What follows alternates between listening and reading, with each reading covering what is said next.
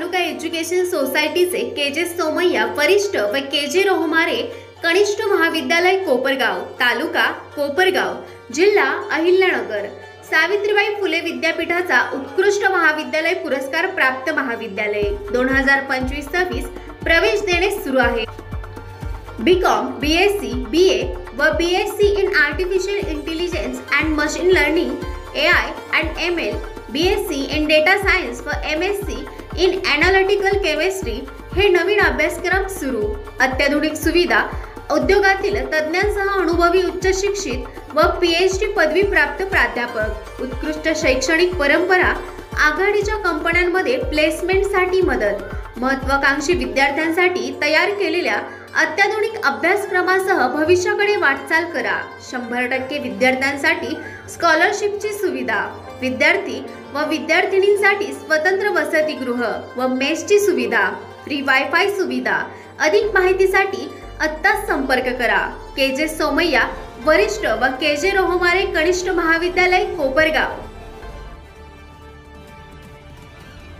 वर्षानुवर्षे रस्त्यांची दुरावस्था आणि मूलभूत सुविधांची कमतरता असल्यामुळे कोपरगाव शहरातील प्रभाग क्रमांक 4 व 7 मधील नागरिक त्रस्त झाले होते। नागरिकांना होणाऱ्या अडचणींची दखल घेऊन आमदार आशुतोष काळे यांनी दिलेल्या 1.23 कोटी निधीतून करण्यात येणाऱ्या विविध विकास कामांचे भूमिपूजन नुकतेच आमदार आशुतोष काळे यांच्या हस्ते करण्यात आले। यामध्ये प्रभाग क्रमांक 4 मध्ये महिला विद्यालय ते श्री बिरोबा मंदिर, अवताडे घर ते नवीन शर्मा घर, तसेच नवीन शर्मा घर ते गार्दा नाला या ठिकाणी भूमिगत गटार करणे, सोळसे घर ते शंकरबाग घर, मैद घर ते नवनाथ हुसळे घर, पेविंग ब्लॉक बसवणे, कालिका नगर फरताळे दुकान ते सुखदेव कोळगे बडांगळे घर ते शेखर रहाणे व सातपुते घर ते घेमूड घर ते काळे घर रस्ता करणे, प्रभाग क्रमांक 7 मध्ये बिस्मिल्ला हॉटेल ते खंदक नाला व असलम शेख वखार ते जब्बार कुरेशी घर भूमिगत गटार करणे आदी कामांचे भूमिपूजन करण्यात आले।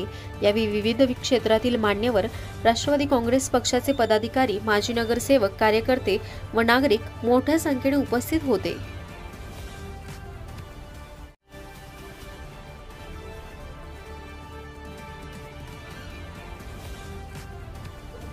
आरक्षण क्रमांक 37 मध्ये व्यापारी संकुल उभारणे, सुवर्ण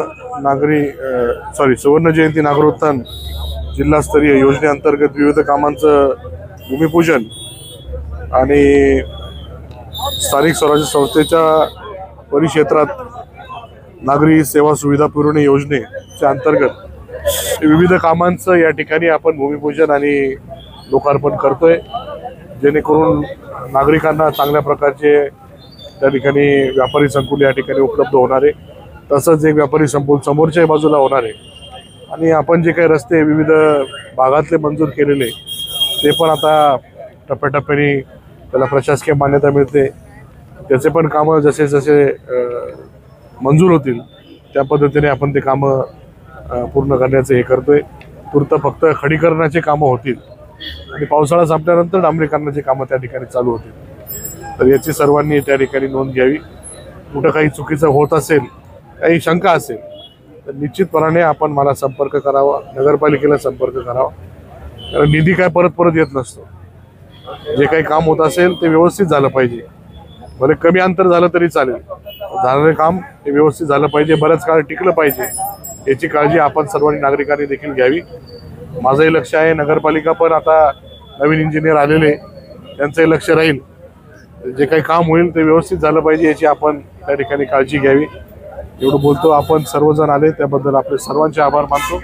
धन्यवाद।